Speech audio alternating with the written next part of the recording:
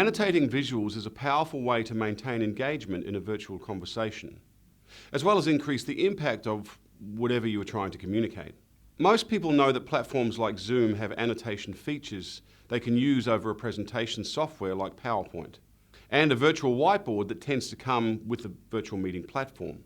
First, let's go through some basic annotation features in Zoom that are similarly available in most other platforms. Annotation in Zoom is very simple. First, start off by sharing the screen.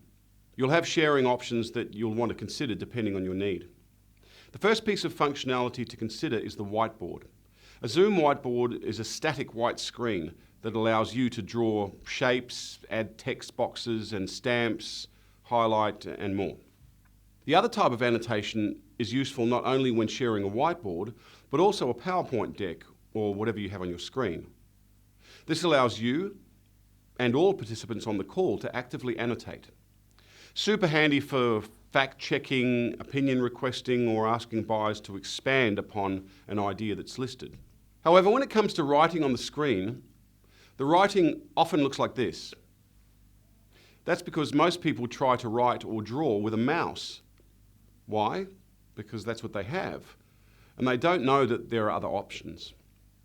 When it comes to the writing itself, which is often the most powerful and direct way to annotate when you're communicating, it's just too difficult to do it with a mouse. Here are a few other options, and how to write annotations with both Mac and PC. With a Mac, the key is to use an iPad with an Apple Pencil. On your Mac, open Displays in your system preferences, and you'll see an option to use an AirPlay display. If you have your iPad on Bluetooth, it should pick it up. Then click on the Arrangement tab and click Mirror Displays. Then you can use your Apple Pencil to write on your iPad, and it'll display on your main screen as well. Then it's much easier to write and draw. On a PC, it's also fairly easy with a touch screen or even without. If you have a touch screen, search for the most current touchscreen stylus on Google, and you should find plenty of options.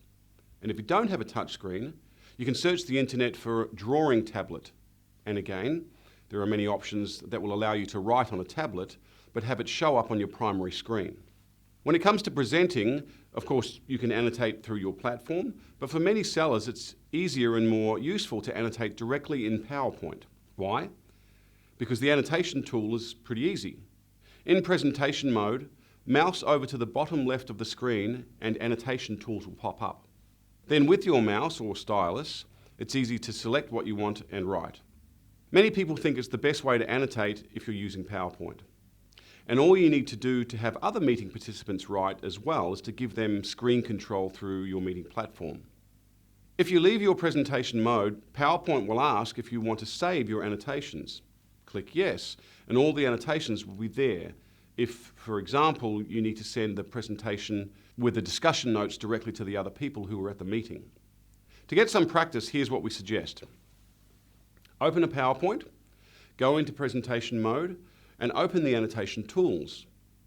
Then just use every one of them on a blank screen. Within a few minutes, you'll get the hang of it. Same goes for annotating on your platform. Open a meeting with yourself as the only attendee, open the whiteboard and practice. And same for screen annotating. Open it and click everything to see what it does. For most people, all they need to do is this once, and they have the hang of it like a pro.